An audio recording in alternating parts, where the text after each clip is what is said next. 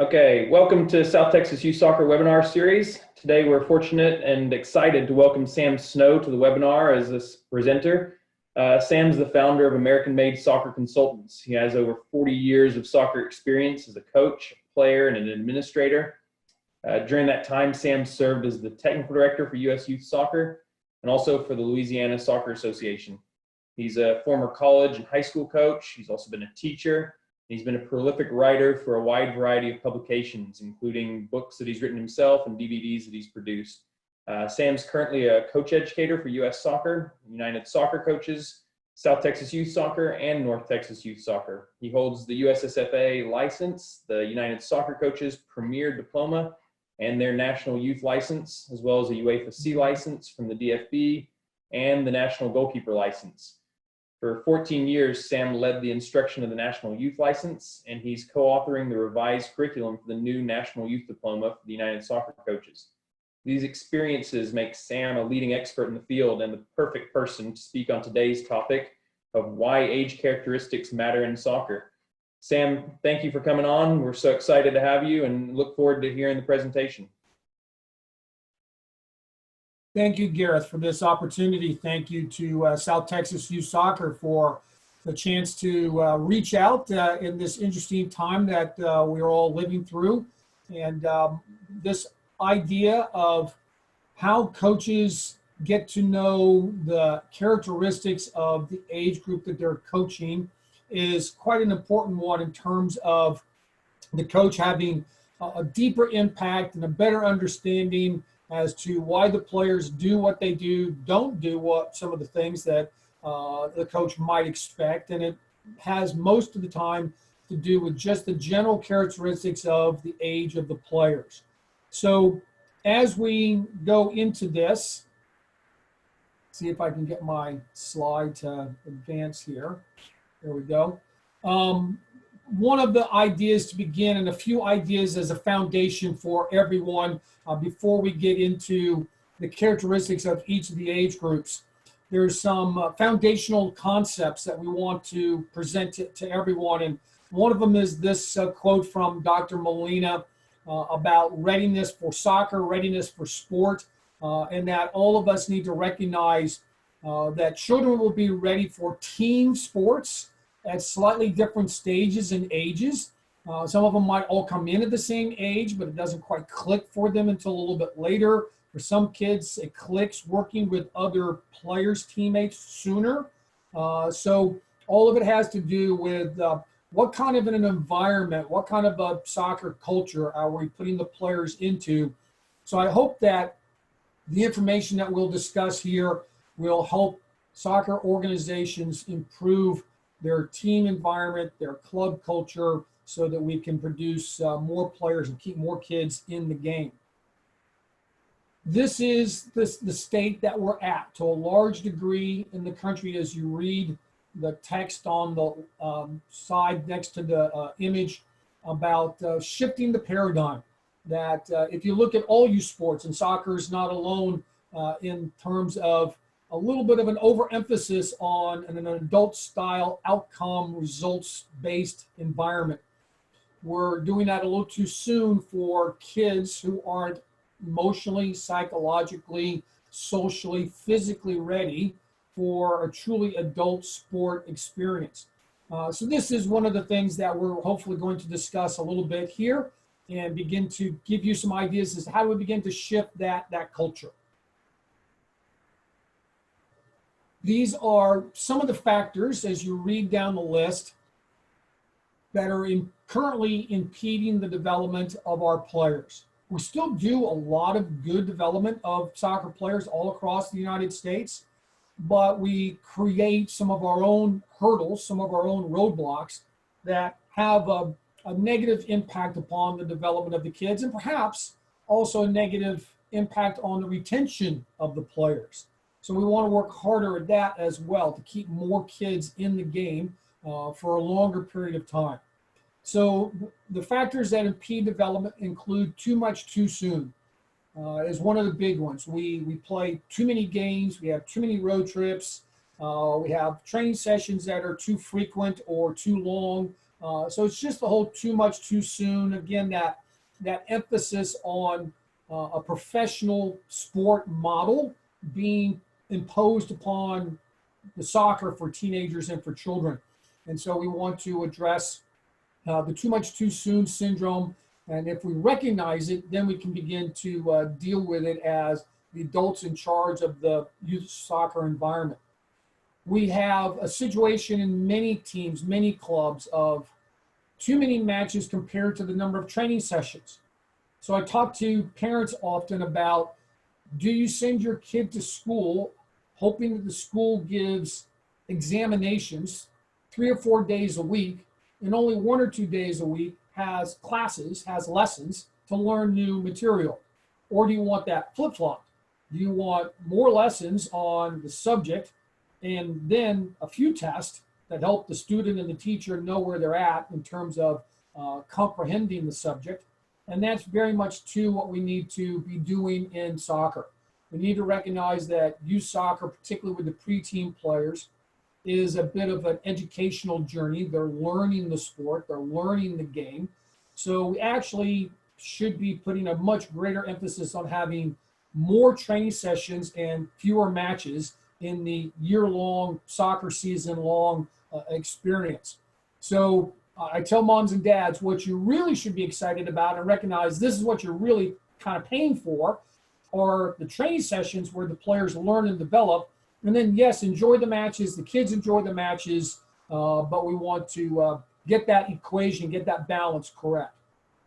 And then there's a term, terminitis. It's one that I coined quite a few years ago, and it just discusses that we actually have a lot of soccer teams and clubs that go to too many tournaments. They go to tournaments for not a particularly good reason in terms of the effect upon the team, the experience upon the players within the team that gives the players in that team the right challenge. So clubs and coaches need to take a look at, one, how many tournaments do I go to? You actually don't want to go to too many of them. And I'll discuss that in just a second as to why. But you also want to be picky about which ones do you go to. What is it that your team's getting out of it? Is the right level of environment? Is the right developmental stage? What is that tournament doing in terms of helping the players to grow as soccer players?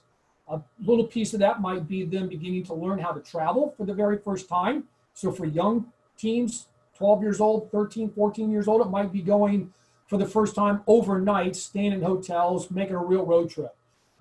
Then we also need to take a look at tournaments in terms of how many we play. If we play too many, then the players are always in recovery mode, physically and mentally, and never quite, again, playing at their highest performance level.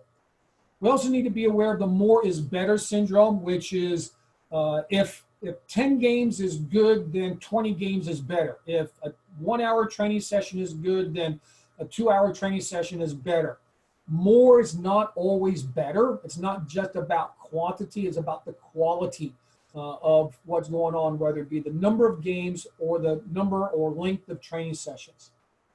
Early specialization is an issue in all team sports, that we have kids who specialize too soon, either in just one sport, or they get locked into playing just one role, one position in a team formation, and they need a variety of experience. So there's a great deal of research that shows, particularly in team sports, multiple experiences of different sports, particularly in the pre-teen years, is actually very important to performance and high-level performance once they become teenagers. So we want to avoid early specialization. We want the coaches and the parents of the kids to have realistic expectations of what it is that you're watching. I make the analogy once again of, as a paying spectator adult, if I bought a ticket to go watch a high school game or a college game, I wouldn't be expecting to see the same performance level as I would if I was going to watch a professional soccer game or a national team soccer game. So our levels of expectation need to be realistic. And then we all need to work to reduce the number of poor coaches, poor officiating, poor administration, sports parents that are on the side that are being poor sports. There's all of those groups have some poor examples, and we all need to be conscious of improving in all those categories.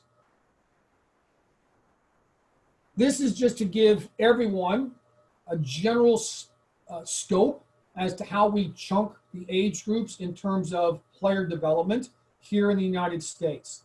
So as you look at the pyramid, the zone 1 are the preteen players, teenagers are zone 2, zone 3 are the 19-year-olds, the young adults, the adult players. And so what the message here is that those of you who are coaching in zone 1 or zone 2 have a great responsibility and a great impact, because you're the ones who are building the foundation.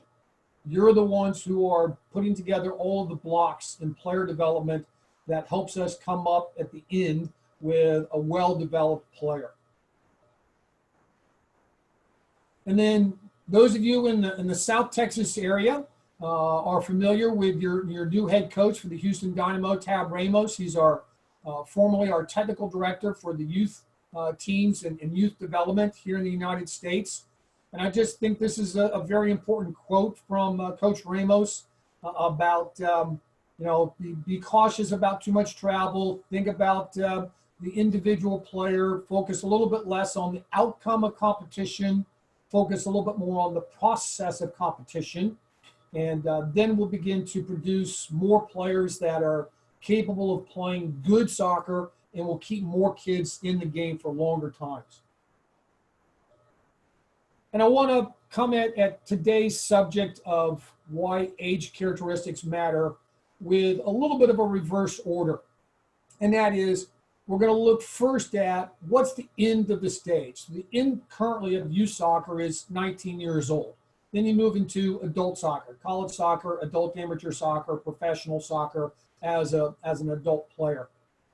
So if we start with the end and we will work our way backwards to the 5-year-olds and 6-year-olds. And we'll see by doing that, what are all of the pieces that we needed to execute, that we needed to do as coaches, that we need to do as clubs to grow players so that we have these end goals achieved.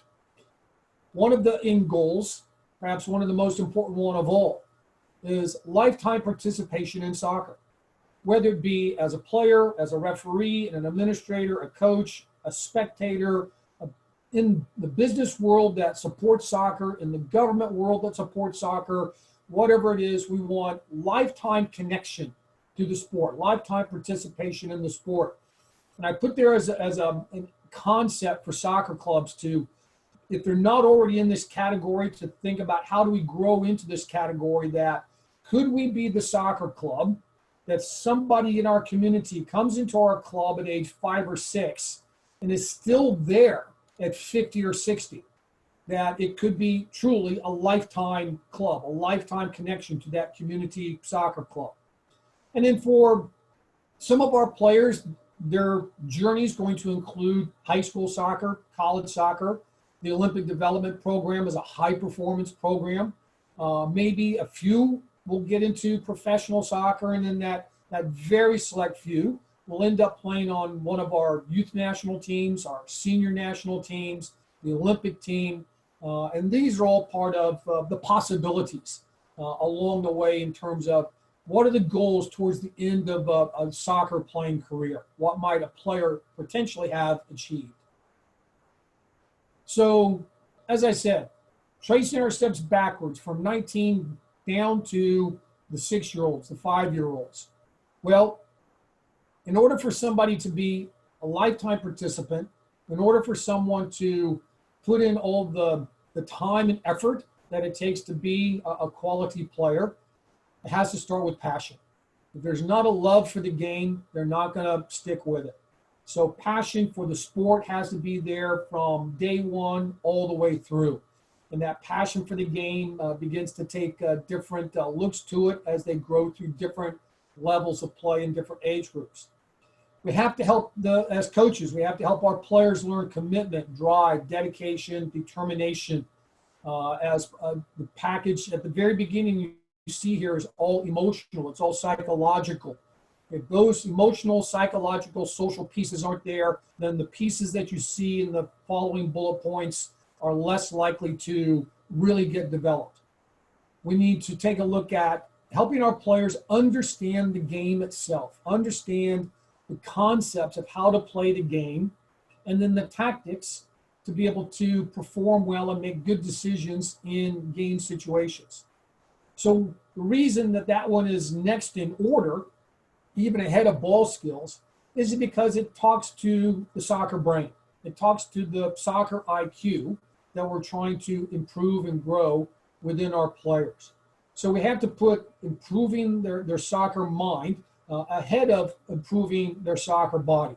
Both are quite important, but we need to focus more on improving their soccer IQ. Then, of course, their ball skills and working on improving the quality and the range of their ball skills. And then finally, their athleticism, their overall health, their physical fitness, certainly an important piece as to why players play in the game to begin with. It's one of the many benefits of playing soccer for a lifetime, or health benefits. And then certainly, if a player is going to perform at some of those high performance levels that we saw in the previous slide, then having good physical fitness, developing their athleticism early in their lives is going to be an important piece of helping that player achieve those end goals when they get into their teens and into early adulthood. All of this is helping us to begin to, as coaches, to begin to recognize this is a long-term project. This is not something that is going to happen in one season or a year or even an age group of a 2-year age group. This is going to take 10, 15, 20 years to fully develop as a player. So we need to think long-term, we coaches. We need to work in the short term. We need to be thinking in the long term. So here you see 5 out of 10 objectives for long-term player development. And as you read those bullet points, I think you'll agree that it overlaps all of the age groups. And an appreciation for the game, being sensitive to players' developmental needs. This is individualizing some of your coaching as well as coaching the entire team. How do you coach individual players? Implement rules and equipment modified for the player's age group. We'll get into that more detail in just a little bit, but obviously we cannot impose on every age group a 90-minute match on a field that's 120 by 75 yards, 11 versus 11, and expect every age group to play the adult version of the sport. So that's just a sampling for you. There's the first 5. This is the second 5 of these objectives that will have a positive impact upon player development when coaches actually execute these long-term developmental objectives. When clubs recognize that this is actually a really important part of not only player development, but player retention within their club, keeping their customers in their club, keeping their players satisfied and growing in a healthy environment.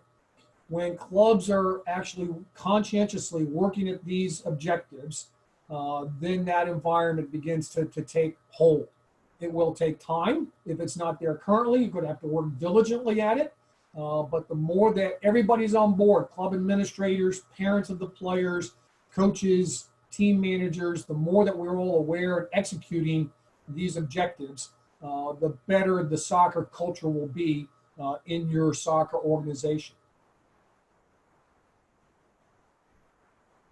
So this is another little pyramid to give us a broad general scope of things as to what are some of the key points, highlights, chapter headings, if you will, that we want to have happen at each age group. And you can see how they all kind of fit in with the idea of long-term player development. So at 6 and 8, it's making the game fun. It's getting them hooked on the sport. It's getting them excited about soccer. It's helping them to have a love for the game. If they don't have that, then they'll choose to do something else, and we will have lost them to the sport of soccer. And you can see how it progresses up the pyramid with these general concepts. And a piece that I want coaches especially to understand, but also club administrators and parents of players, is that all team sports are long-term developmental sports. In team sports, you really don't come into your full capabilities until probably your 20s or 30s. You'll see some exceptions of players in their late teens that have made it to a professional level, but that's an exception. You don't see a professional team with 6 players on the field, 18, 19 years old. No, most of the players on the field for a professional team are in their 20s, some are in their 30s, and then the occasional teenager. And you see that in all team sports. So soccer is in that category, being a long-term developmental sport. We need to understand that concept in order to be able to create the right developmental environment and have a good journey for our young players. So with this in mind, we're trying to always, in the game environment, we're trying to work our way up to the 11-a-side version of the sport, knowing that the 11-a-side game is an adult game. Soccer was designed by adults in the 1800s for adults to play, not for children to play, a little bit for older, high school age, if you will, teenagers to play. So we have to take a look at how do we stair step our players, and part of that is the right game environment. So what we have nationwide now for all youth soccer organizations throughout the United States is that at 6 and under, 8 and under, we're playing 4 versus 4, no goalkeeper. At 10 and under, we're playing 7 versus 7, which also includes the goalkeeper. At 12 and under, we're playing 9 versus 9, which includes the goalkeeper. Then from age 13 on, we're playing 11 versus 11, which includes the goalkeeper. And then I joke to coaches in coaching circles all the time that, yeah, then you get into your 40s, 50s, and 60s, and it begins to reverse. When you're in your 40s, you go back to 9v9. When you're in your 50s, you go back to 7v7. When you're in your 60s, you go back to 4v4. Because who wants to, when you're 60 years old, to be playing 11-a-side on a 120 by 75? So these are just some of the pieces that you see with the stair step graphic and with the text on the other side of the screen as to what are some of the big things that we want to be happening in player development for coaches to execute. Coaches need to impact that soccer IQ. Part of the way that we do that is through creating training sessions that work on decision making by the players so that they can make decisions on game day. We want them to experiment, to improvise. That means they have to learn through trial and error what works, what doesn't work. Some of that's going to have to occur in games as well as training sessions. We want to allow them to take risks. As they learn how to play out of the back third into the opposing team's half of the field, they'll make mistakes. As they learn how to execute a wall pass, they'll make mistakes. That's just a part of the learning process that we coaches have to understand and actually encourage them to keep trying. So in talking about the right environment, part of it is us putting the kids on the right size fields so that they can have a chance at playing soccer and not just playing kick and run, not just chasing the ball, and not just doing wind sprints up and down a grass field. We need to put them on an appropriate size field so that they have a chance to begin to connect with teammates once they're ready to connect with teammates, so that they have a chance to play both attack and defense, that they have a chance to be in both halves of the field, that they have a chance to be in front of both goals, and have a chance to both try to score goals on one end of the field and try to deny goals on the other end of the field. So you'll see in the table that for the different age groups, here's recommended field sizes that we allows the players physically and technically skills to be able to connect, to be able to cover the yardage, to be able to connect with teammates. So one of the ones that I see as being Where we're still making a mistake out there is the 14 and under age group.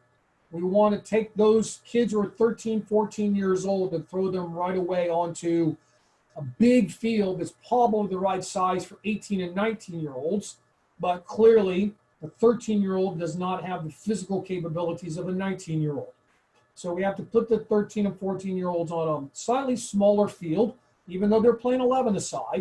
It needs to be the right size so that they can begin to connect in a tactical way, in a way that creates good quality soccer.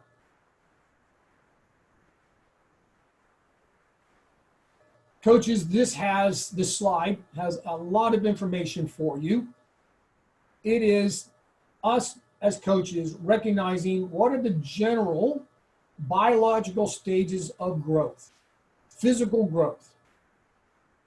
It chunks into childhood, which you see is roughly ages 4 to 9. Part of that is toddlers, infancy. It goes up to 10 to 14, which is puberty. Adolescence is middle teens into early adulthood. I can tell you as a former college coach that yes, players that are 20, 22 years old are still adolescents in a lot of different ways. But it's us recognizing that in the middle of the bell curve, this generalization, these are the stages of physical growth of the human body. There's going to be exceptions. Some are going to develop a little bit sooner. Some are going to develop a little bit later. But this is going to be the overwhelming majority of players are going to fall into these 3 stages of biological growth. And the row across the top are just some guides about the training environment. It's not an exhaustive list. It's not everything that needs to be happening in the training environment, but it's a guide for you as to what are some of the things that should be occurring in the training session environment, the team meeting environment, the recuperation recovery training session environment. Then the final row at the bottom of the chart of the table discusses some of the things that should be occurring in the match environment. Again, it's not an exhaustive list, but it's a guide for you as to what should be occurring for these ages, generally speaking, in terms of the game day, the match environment. This is just a reminder for everyone as to what are the 4 components of the game, because this will be important because it will be a part of how we coach to the age group characteristics. We have to understand the age group characteristics, and then we've got to recognize within the 4 components of the game, how do I continuously juggle those and shuffle those with different emphasis for the age group. You're going to work on all 4 of them all the time, from 5 years old throughout a player's soccer career. You're always working on all 4 of them, but we're just going to have some different emphases depending upon the age group. So here you see, if you take a look at the column on the left, starting with the 19 and under age group, work your way down and then across and down. You'll finish with the 6 and unders, and you'll see where I have prioritized for the age group the components of the game. Again, please, everyone, you're always working on all 4 components. It's just that you're going to have a little bit of emphasis shift from age group to age group. So clearly for 19 years old, 18-year-old players, 17-year-old players, you're going to have a lot of emphasis on the tactics of the game, team formations, being able to adjust all those things during a game at halftime from match to match. When you take a look over the next column and go all the way down to the 6 and unders, the kids who are 6 and 5 and 4 years old, the emphasis is going to be on physical literacy, balance, coordination, running mechanics, jumping mechanics, so that they begin to develop an athlete's body to be able to go through their soccer career and have a chance at performing all the other pieces that require high performance from them physically. So while it says fitness, that's just to be consistent with the 4 components of the game. It's actually a movement education, physical literacy emphasis, and you can see how that's still there all the way through what would be the zone 1 age groups, but we just shifted a little bit in terms of the prioritization of the 4 components of the game. So here's our last build-up slide before we get into the characteristics of each age group. And the first bullet point speaks to zone 2, the teenagers. And that this is where we're going to start to get into using as a coach the SAID principle. Now the SAID principle started with exercise physiologists, and it was about fitness development. But the concept can be used in terms of tactical development, technique development, and that a player will adapt to the imposed demands. The imposed demands placed in training sessions, the imposed demands placed in appropriate matches. So specific adaptation to imposed demands means for us as a coach using the SAID principle, am I creating the right environment that's helping the players to develop to the demands of the game based upon their age group and their stage of development as a player. When I look at zone 1, which is down to the piece that says variability and generalization, this is the approach. And I talk to parents of players, administrators of clubs, coaches, that it's very similar to the academic development of a student. When a student is in elementary school, the academics are general. It's the broad base. It's the foundation. As they get into high school, it's still pretty general, but maybe they're beginning to specialize a little bit. Certainly once they get to college, they get into a major field of study, and they really zero in on a particular academic topic. So the same general approach needs to occur because the timeline is very, very similar from childhood into the teenage years into adulthood. So they need generalization, they need physical literacy, they need to sample different sports. This is actually very important for the preteen players to sample different sports in order to end up being a high performance player. There's a good deal of research that tells us that professional athletes, Division I college athletes who had a variety of sports in childhood ended up being the high performers. So this is back to avoiding over specialization, early specialization. So physical literacy and sports sampling, please, in the early stage of a player's career.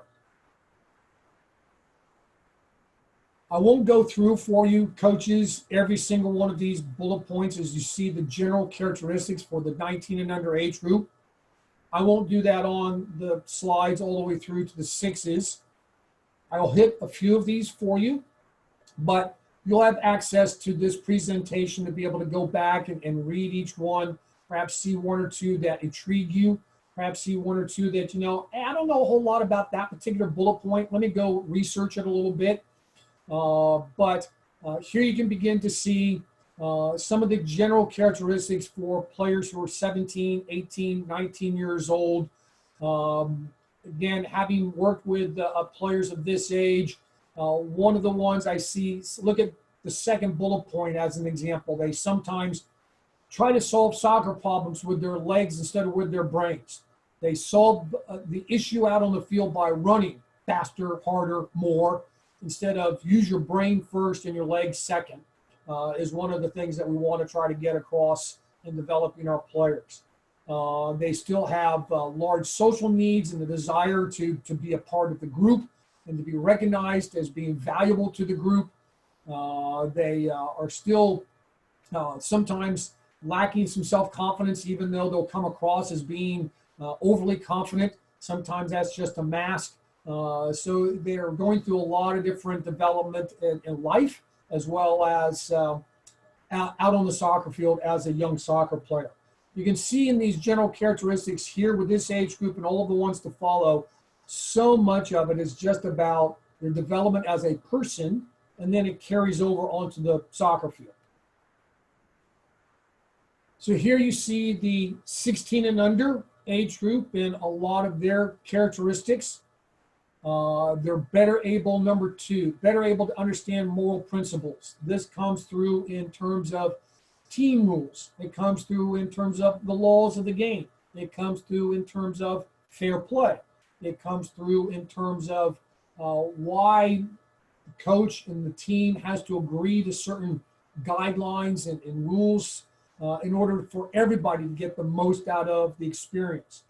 You can see that they're sensitive to praise and recognition. They need that positive reinforcement, but they're also at an age where they recognize when the positive reinforcement has actually been earned and when the coach is just being a cheerleader. So we want coaches in particular to give praise, but to give it when it's earned by the player and to be specific with that praise. So just a few examples here for you as we go through the general characteristics of each of the age groups.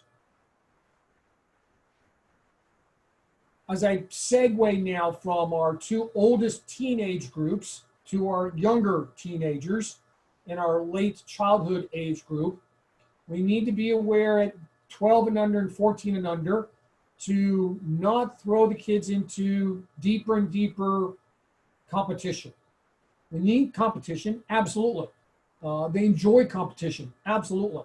But we need to be focused upon the process of play and learning how to play in highly competitive environments, how to deal with the physical and emotional, psychological stresses of high competition environments without we adults being overly connected to emotional, emphasizing the outcome, the score line, the won-loss record, the trophy won or not won.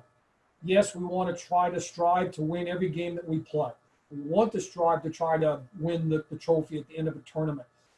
Yes, we want to try to play our best, but we have to recognize that it's not always going to go our way. We have to have appropriate competition for the players. So now for the 14 and under age group, some of the characteristics for this age, you'll have some of them, particularly with the boys that are in puberty, they are in their growth spurt. They are in the gangly colt phase where the bones have grown faster than the soft tissue of the body, so their coordination is out of sync right now. That affects their ball skills, it affects their stamina. Everything will balance itself out, but coaches have to recognize that that might be part of what's going on. Socially, emotionally, whether as a child, if I enter puberty early, that's not always a big positive for me in terms of my social interactions with my teammates. If I enter puberty late, that's not always a positive thing for me. The early bloomer, the late bloomer. So coaches need to be aware in both the 12 and under and 14 under age groups of the early and late bloomers and some of the emotional, psychological, social aspects that are going on. For the 12 and under age group, you'll have still that growth spurt occurring, boys and girls, but perhaps more at this age, a little bit more with the girls. Some of them will be actually ending their growth spurt by this time and beginning to get a little bit more of that teenage athletic body. And so for some of the boys, it's just beginning at this age group or has not yet even started. They're improved in their coordination, their strength and power is improving, but their bodies still have a long way to go in terms of full athletic development, which for soccer players really doesn't hit until late teens, early adulthood in terms of the full development of their bodies athletically. But this is an age group 12 and under that's also much better able at beginning to read the game and to anticipate play. So this is why this age group is often referred to as the dawning of tactical awareness. This is when some of the concepts and tactics of the game are beginning to connect in their minds, and they can begin to better and better read the game and anticipate what's going to happen next, and that helps them to improve in their runs off the ball, their positioning out on the field, the decisions that they make when they do have the ball. All of that is beginning to come into better focus for them at this age. So now our three youngest age groups, kids 10 and younger. Just a little bit of a concept here for us to understand as coaches. That player development is a long-term road. It is also one that has lots of twists and turns to it. It has ones that has lots of peaks and valleys to it. It's not a beeline highway. That is, player development, learning is a messy process. Players have to go through lots of mistakes in order to learn and to grow. So coaches need to individualize their coaching as much as they can, even though you're working with a team, and you do have to develop the team, but you have to individualize your coaching and recognize that every one of these players is on their own individual timeline and their own individual path of development. So some of the characteristics of the 10 and under age group, you'll still see a lot of similarity in terms of height and weight of the players, but some of the kids are beginning to take off from their peers because they're biologically 6 months, 12 months, 18 months ahead of their peers. Not necessarily in their birth year, but just biologically they're growing faster. At this age, this could be occurring with a lot of the girls, all of a sudden beginning to shoot up in terms of height. But even with a few of the boys, they may be accelerated in their physical growth ahead of their teammates. So that has an impact upon their athletic ability, their ball skills, their performance in games. They are beginning to be more and more aware of the group, of the team, and think as a team and like being a part of a team and like having team things, all having the same uniforms, all of us have the same type of soccer ball, whatever it may be. They are beginning to connect with that on their own a little bit more rather than just being imposed upon them by the adults. They're actually beginning to recognize it, understand it, and appreciate it themselves. And they are beginning to self-evaluate a good bit. They are beginning to assess their own performance compared to others. And this is a very important juncture, coaches, that high-performance athletes in team sports especially do a good job of assessing themselves compared to themselves. When they compare themselves to others, they're always going to have strengths and weaknesses compared to other players. High-performance athletes, Olympic caliber athletes, focus a lot on their own strengths and weaknesses, assess themselves and their own performance, and how do I improve upon my areas that need improvement. This is a good age to begin to instill that concept with the kids, to focus more on assessing themselves and not comparing themselves to other players, but to assess their own performance and look at their own strengths and weaknesses. I put this in here for this age group. It's an important piece of the concussion initiative for coaches to understand. While heading the ball in training sessions and matches is banned for players 10 and younger, there are other aspects that allow us coaches to begin to develop this skill. So what we suggest, take your 10-year-olds, have them balance a balloon on their forehead, just to begin to work on their coordination, just to begin to be able to visualize an object that's above head height and being able to recognize the movement of something above head height. Start with, as I said, just pick up a balloon, place it on your forehead, see if you can balance it there. Can you bounce it one time and then cushion it on your forehead? Can you bounce it 2 times and then cushion it on your forehead?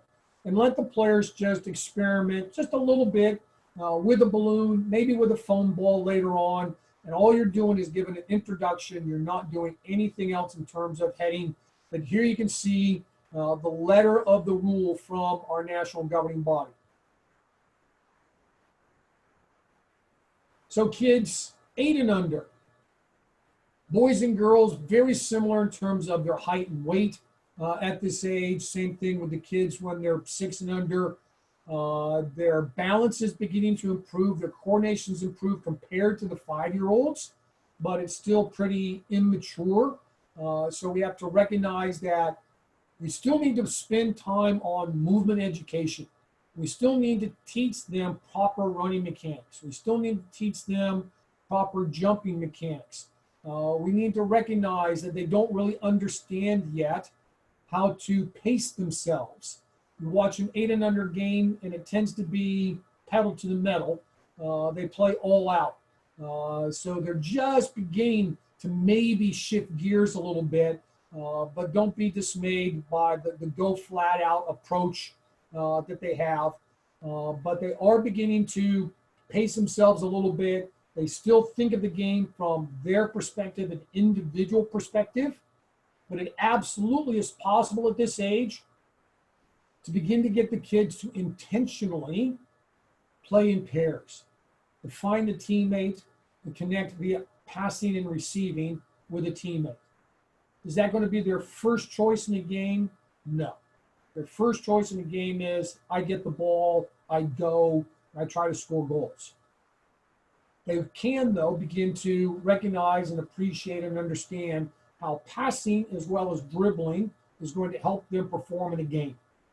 So now you can begin to intentionally work in pairs on passing and receiving as a part of them beginning to take their first step ever towards team play. Pairs work is the first step towards team performance. The 6 and under age group is still very individual oriented. There's nothing wrong with that at all. It's the nature of the age group. So coaches need to use that fact to their advantage. Coaches spend a lot of time at this age group on individual activities with the ball.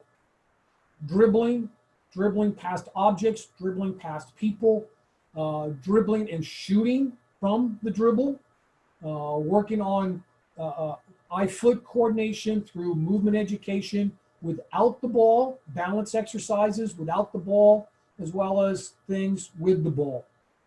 So when the adults are sometimes watching your training session at this age group and you're doing a lot of things that do not have the ball involved, maze running, running backwards, hopping, skipping, just help those other adults to understand that you're working on their physical literacy, you're working on their athleticism, which is a very important foundation to becoming a quality soccer player in the future. So you want to go back and forth between different types of balls used in the training session. Different types of balls have different properties, and if they get exposed to those different properties, they'll grow in their body mechanics of manipulating the ball better and faster. But you also want to do some things without the ball.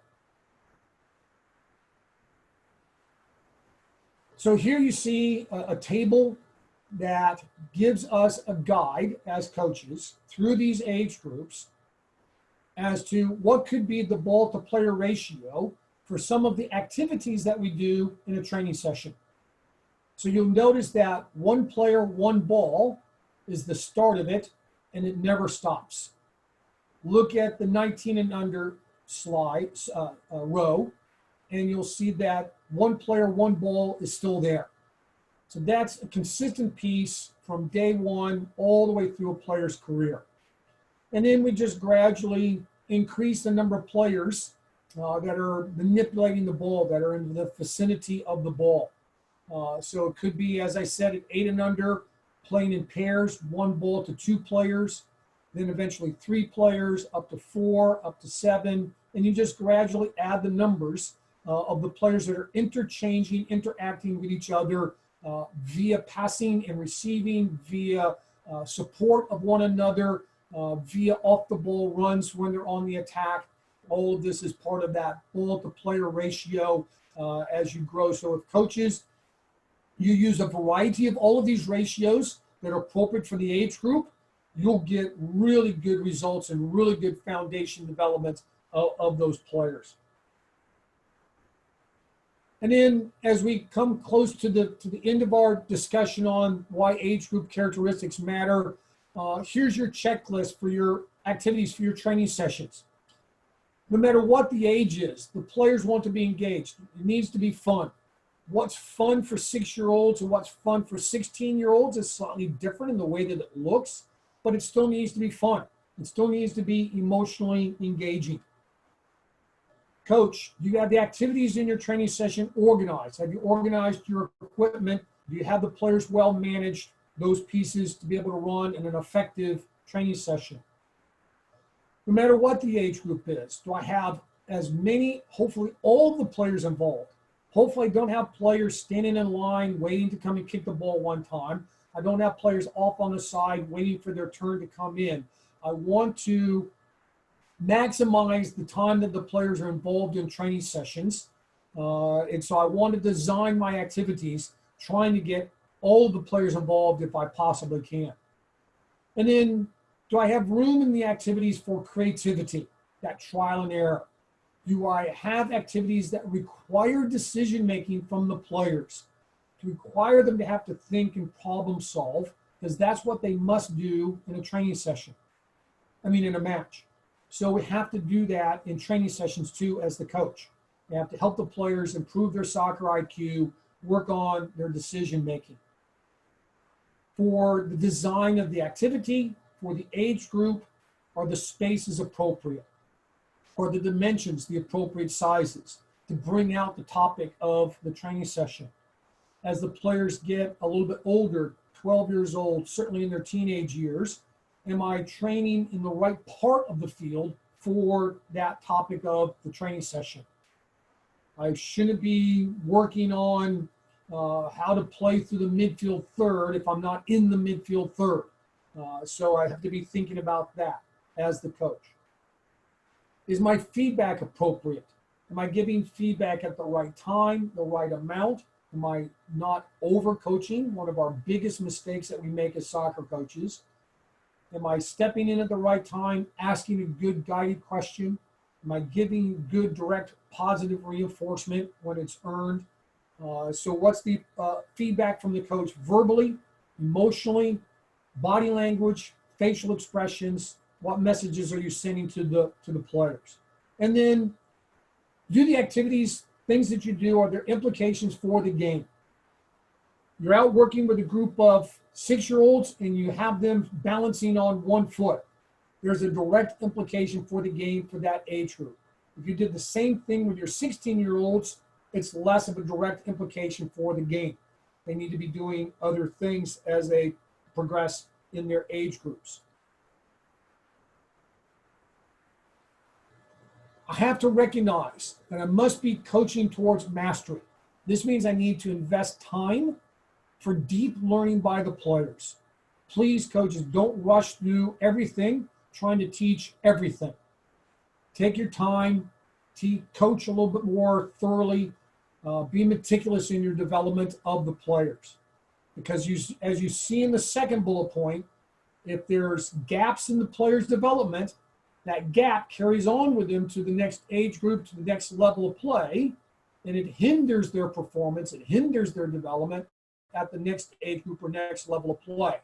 So please, while you have them in a particular age group, a particular level of play, be thorough in the way that you train the players and develop the players. In the end, this is what we want to try to achieve. All of these things are possible with all age groups, just to varying degrees. That's realistic for the age group. But these are the qualities that we wanted to develop in the American player. We want the American player to show all of these qualities as they develop throughout their playing career.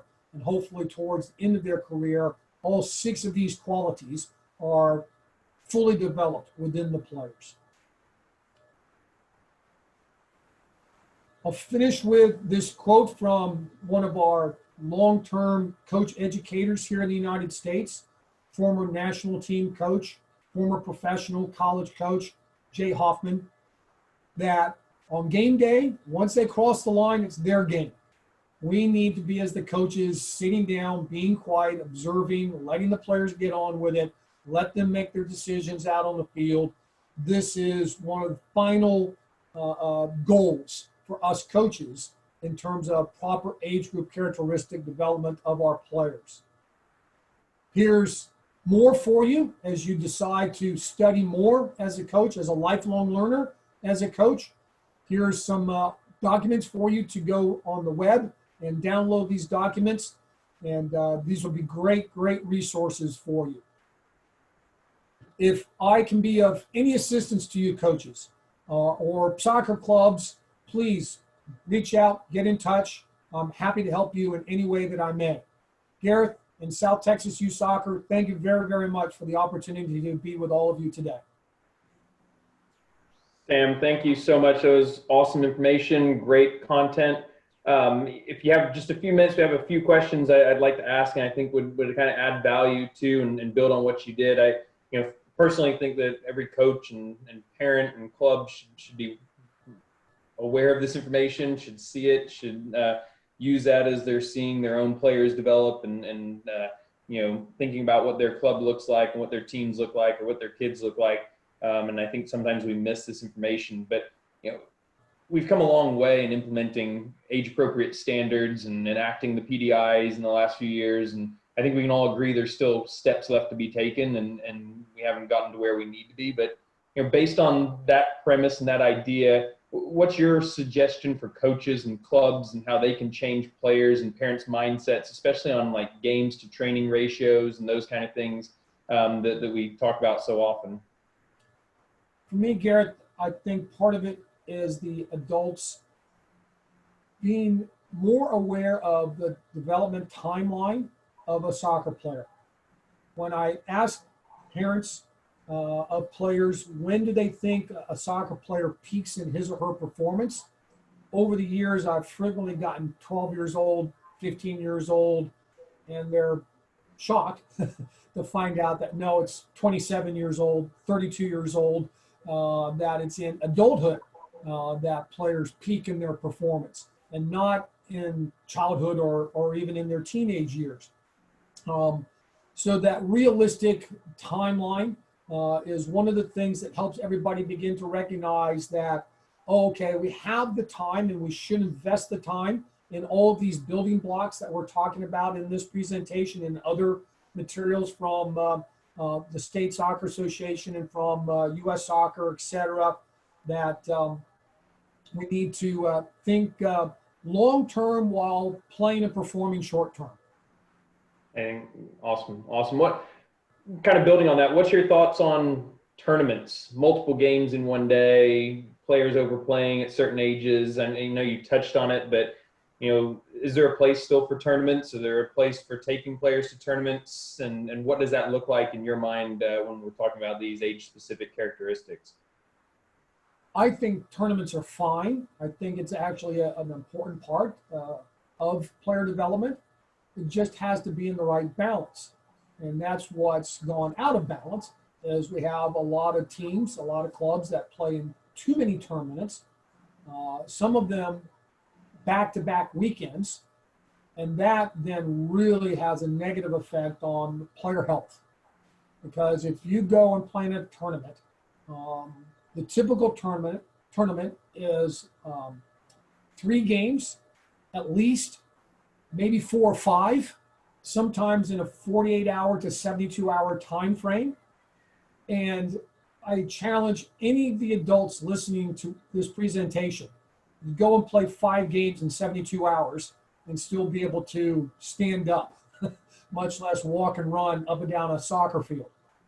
So we have to be realistic about the physical demands on young bodies in that they need recovery time after a tournament, and that we have to pick the right environment in terms of the level of play. What is it that I want as the coach? What is it that I want this tournament to give my players? Okay, if it's league championship, state cup, yeah, I'm in and I've got to deal with what the draw that I get.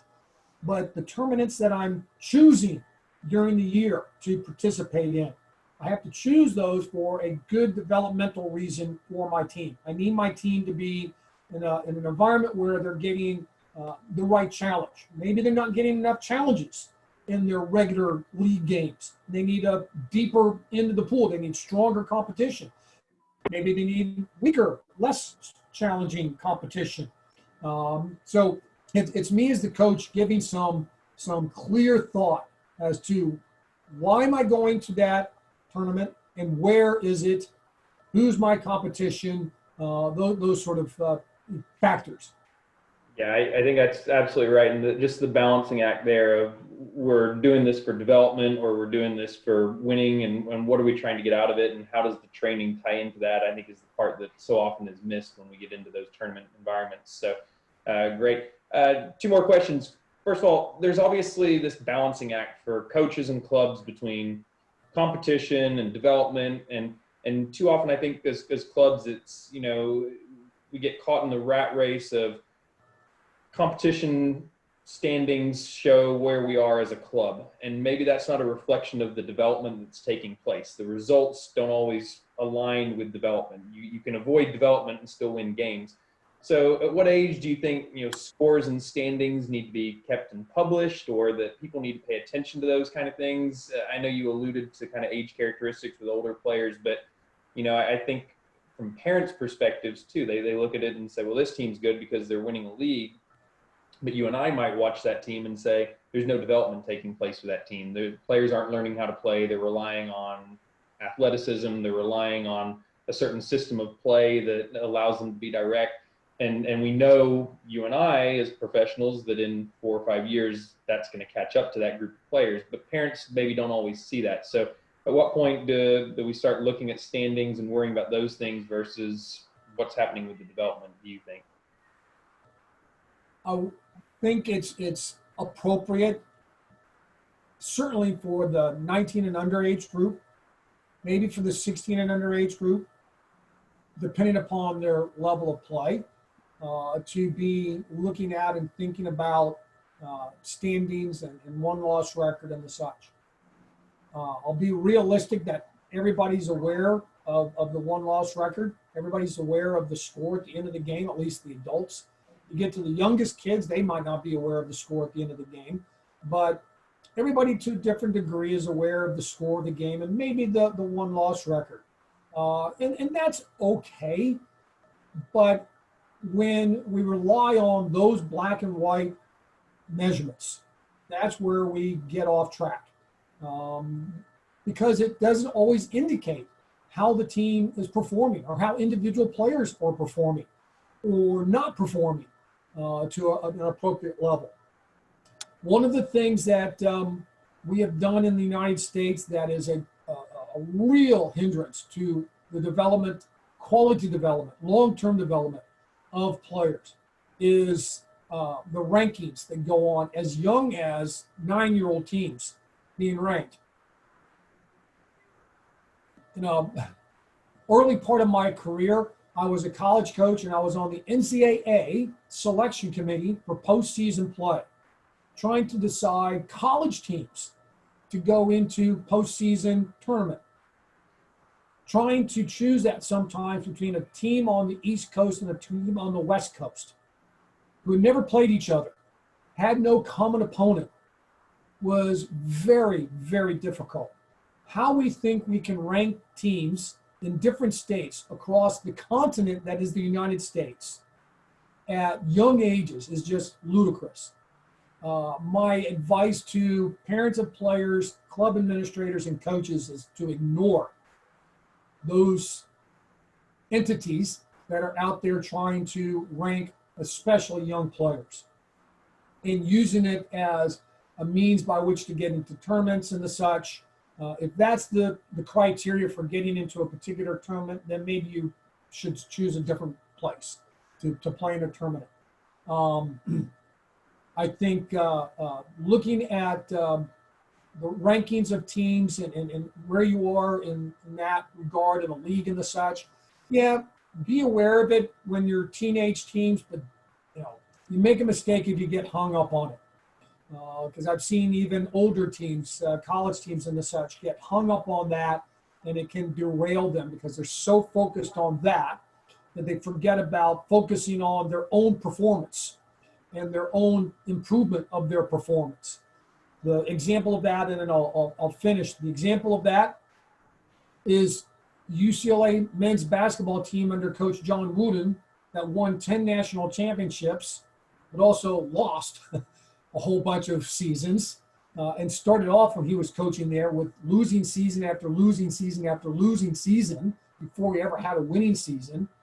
and he always focused his teams on their performance and not on their ranking or that they were the defending national champion. That's what derailed them.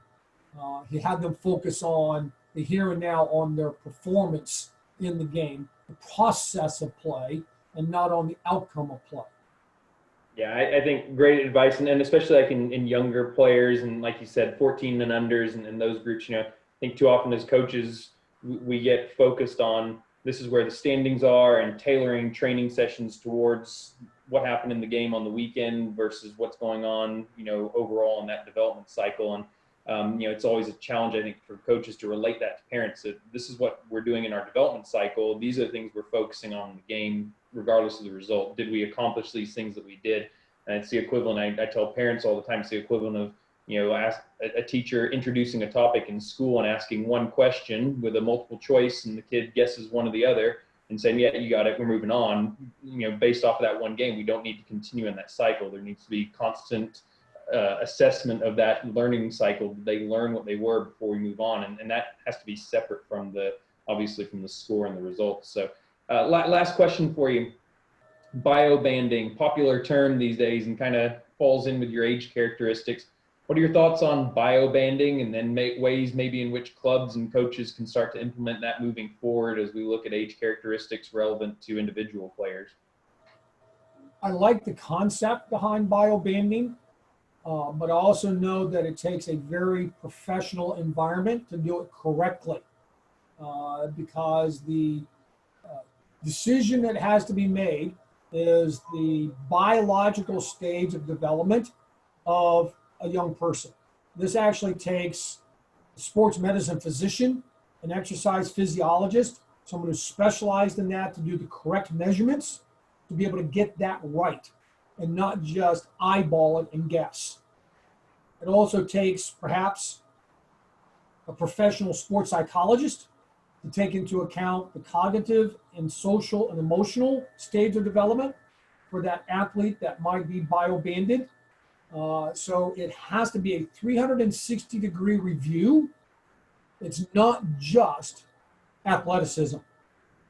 And so I caution coaches and clubs, the concept is good if you have real professionals in certain fields as well as coaching to help you make those decisions, and you can reassess every 6 months, then it can be a very good thing. But if you don't have those resources, you may be better off just, frankly, I'm a fan of 2-year age groups, not single-year age groups. I understand why we have single age groups. It's because of quantity of players and just logistics and management of players and teams and fields. But in terms of player development, I'm a fan of 2-year age groups, that for 2 years you're in an age group and you start off being the youngest kid in the team and you end being the oldest kid in the team. And through all of that, there's a lot of different parts of learning that take place. Yeah, that's a good example. I think we see that sometimes with training pools, and I think clubs do it without even thinking about it. Potentially with, this player, we challenge them maybe in a game with this, or we give them confidence with playing with this team or training with this team, and little kind of movements within clubs that are essentially what biobanding is. But like you said, the concept of biobanding in itself requires a massive picture of each individual player that most people aren't capable of producing. So awesome. Well, thank you so much for spending time with us today, Sam. The information that was presented is powerful as always. I think it's vital, like I said, for coaches and parents to be able to understand this and then apply it in individuals, players' development. I hope that everyone watches it. I hope they enjoy it as much as I enjoyed listening to it while we're recording it. And thank you again for taking that time. Thank you, Garrett. Awesome. Have a great day. Thank you, sir.